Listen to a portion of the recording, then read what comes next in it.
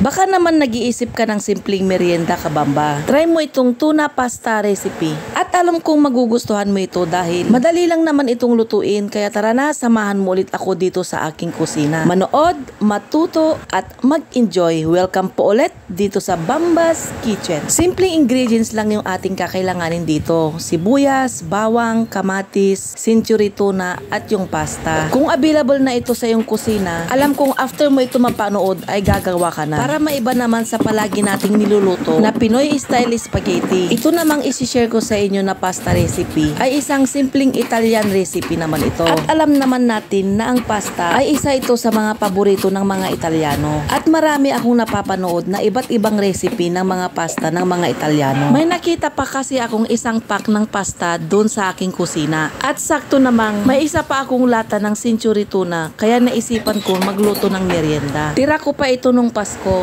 Late upload na pala ito, kabamba. Last Wednesday ko pa ito naluto. Kaya sa mga hihingi, alam na this, joke lang. After ko pala magayat yung mga ingredients, ay isinunod ko namang lutuin yung pasta. Nagpakulo lang ako dito ng tubig at naglagay ng mantika at asin. Pagkaluto ko nito ay isinunod ko namang lutuin yung ating sauce. Dito sa mainit na kawali ay naglagay lang ako dito ng 2 kutsara na olive oil. Pwede kahit anong klase ng mantika ang gamitin nyo dito. Igigisa lang natin dito yung ating bawang at sibuyas. Alam kong kayang-kaya mo itong gawin dahil napakadali lang ito lutuin. Sa mga dalaginding at mga binatilyo na gustong matuto magluto, gawin mo ito. After may gisa yung ating bawang at sibuyas, isinunod ko namang ilagay yung ating kamatis. Cherry tomato pala yung ginamit ko dito na kamatis. Pwede naman yung ginagamit nating kamatis kung wala kayo nito. Then isinunod ko namang nilagay yung isang lata ng century tuna. Ginisa ko lang ito ng mga 1 minuto lang. After ko ito magisa ay naglagay ako dito ng kunting tubig. Flakes in oil pala yung ginamit kong century tuna. Then nung kumulo na ito ay tinimplahan ko lang ito ng asin at paminta.